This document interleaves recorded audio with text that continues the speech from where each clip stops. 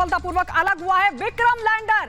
अकेले सफर पर अब विक्रम लैंडर चांद पर लैंडिंग की प्रक्रिया शुरू हो गई है। इसी से अब मान लिया जाएगा कि अब जो प्रक्रिया है, जो प्रोसेस है, अब वो शुरू हो जाएगी, क्योंकि सफलतापूर्वक अलग हुआ है विक्रम लैंडर। अकेले सफर पर अब विक्रम लैंडर, ये बड़ी खबर आपको बता रहे हैं, चंद्रयान 3 की कामयाबी का ये एक और कदम है।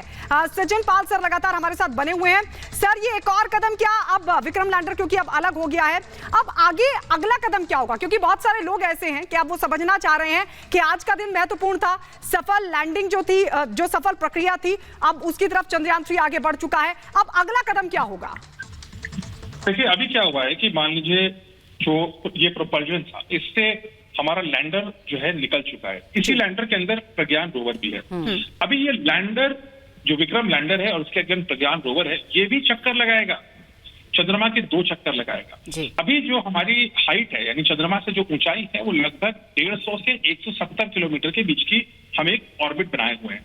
ये ऑर्बिट हमें घटाना है। ये ऑर्बिट घटा करके पहले चक्कर में हम 100 किलोमीटर बाय 100 किलोमीटर के ऑर्बिट पे ले आएंगे। अब हम चंद्रमा के और नजदीक आ गए।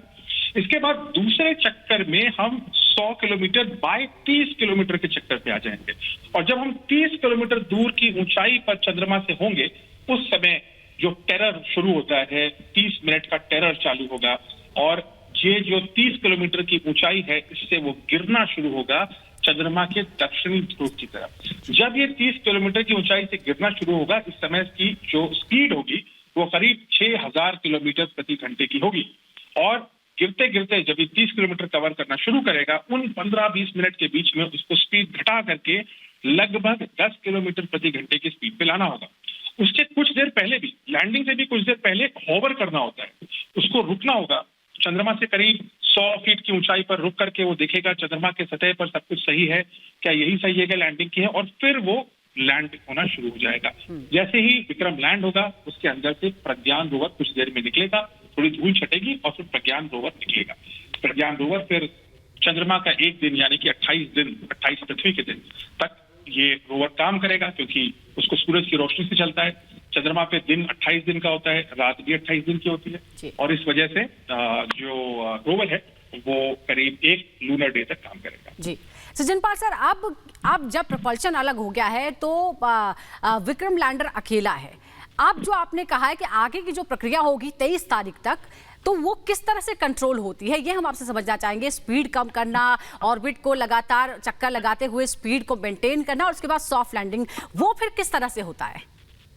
देखिए, वो ऐसे होता है कि हमारे जो विक्रम जो लैंडर है, उसमें 4 मुख्य इंजन है और अच्छे खासे पावरफुल इंजन है। सर, आपको रोकना चाहेंगे, एक बड़ी खबर इसरो ने औपचारिक जानकारी दी है, प्रोपल्शन मॉड्यूल से अलग हो गया है लैंडर।